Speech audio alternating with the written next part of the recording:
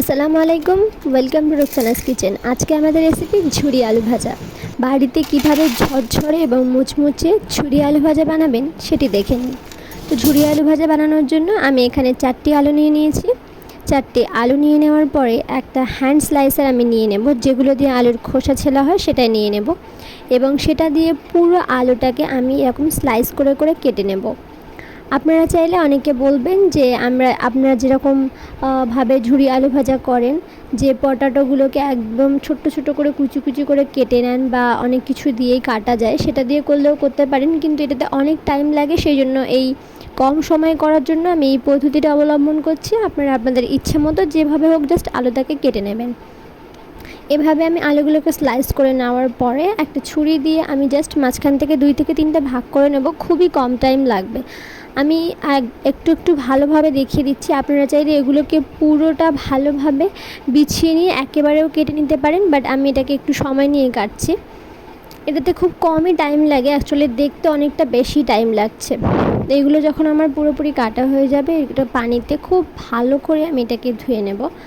আর একটা কথা বলে রাখি, এখানে কিন্তু আমি একদম খুব সহজভাবে দেখিয়ে দিচ্ছি। কোনো সমস্যা হলে অবশ্যই আপনাকে কমেন্ট করবেন। তারপর আমি এখানে পানিতে খুব ভালোভাবে, আমি একবারই দেখাচ্ছি যে ধুয়ে নিচ্ছি, বাট আমি দুবার খুব ভালো করে আমি আলুটাকে ধুয়ে নেব। আলুটা খুব ভালোভাবে ধুয়ে নেব। আমি ধুয়ে অন্য আরেকটা পাত্রে আমি রেখে দেবো।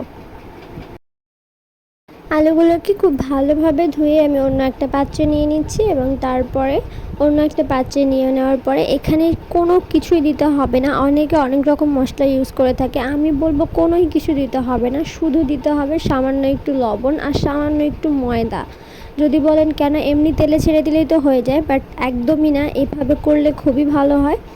ময়দা বা কর্নফ্লাওয়ার যে কোনো একটা কিছু দিতে পারেন আপনারা। আমি ময়দা আর সামান্য একটু লবণ দিয়ে জাস্ট একটু ভালোভাবে মিশিয়ে নিয়ে এটাকে আমি 2 মিনিটের জন্য চাপা দিয়ে রেখে দেবো। 1 মিনিট চাপা দিয়ে রেখে দিলে হবে, আমি 2 মিনিট এটাকে একটু ঢেকে জাস্ট রেখে দেবো।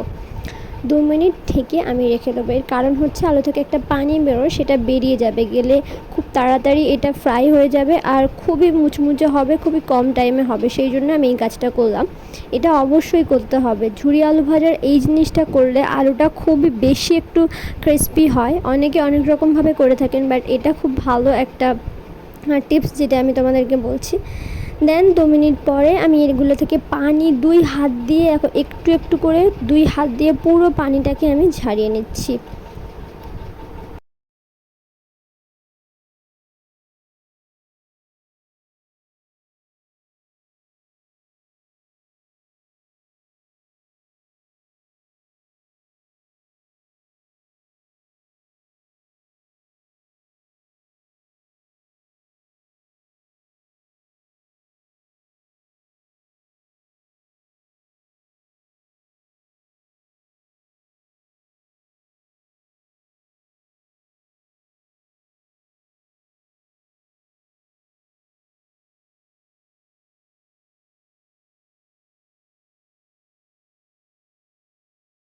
একটা গোল গোল বলের মতো করে আমি ঠিক নিয়ে নিয়েছি, জাস্ট এমনি গোল গোল বলের মতো করে নিয়ে নিয়েছি।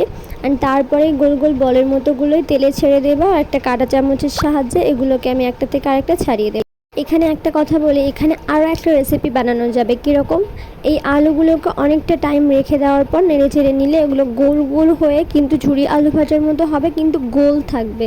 কিন্তু আমি এখানে যেহেতু ঝুরি আলু ভাজা করছি, সেই জন্য চামচ দিয়ে আমি এগুলোকে একদম ছাড়িয়ে নিচ্ছি। তো চামচ দিয়ে আমি দেখো এগুলোকে ছাড়িয়ে একদম ছাড়িয়ে নিচ্ছি। গোল গোল করা এক জায়গা ছিল, এক জায়গাগুলো দিলে অন্য আরেকটা রেসিপি হয়ে যাবে। তোমরা অবশ্যই ট্রাই করতে পারো। আমি সেটা করছি না, আমি যেহেতু ঝুরি আলু ভাজা করছি সেই জন্য চামচ দিয়ে পুরো একেবারে আমি ছাড়িয়ে নিচ্ছি। দেন 5 থেকে 6 মিনিট একটু খুব ভালোভাবে এটাকে জাস্ট একটু ফ্রাই করে নিলে হয়ে যাবে। সামান্য একটু যখন কালার চলে আসবে তখনই আমরা নামিয়ে নেব। বেশি কালার করতে যাব না, কেননা সেটা বেশি পুড়ে যাবে এবং খেতে কেমন তিতো টাইপসের হয়ে যাবে। যখন হালকা একটু কালার চলে আসবে ঠিক তখনই আমাদেরকে খুব তাড়াতাড়ি এটাকে গ্যাসের আঁচটাকে একদম কমিয়ে দিয়ে আমাদের এটাকে নামিয়ে নিতে হবে। দেখুন হালকা একটু কালার চলে এসছে, আর এখনই আমি নামিয়ে নেব। এখন আমি তেলটাকে একটু জাস্ট হালকা হালকা করে ঝেড়ে এটাকে নামিয়ে নেব। আর নামিয়ে নেওয়ার পর তোমরা শুধু এর আওয়াজটাই শোনো, আওয়াজটা শুনলেই বুঝে যাবে যে আলুটা কতটা মুচমুচে হচ্ছে। দেন এবার শুনতে থাকো।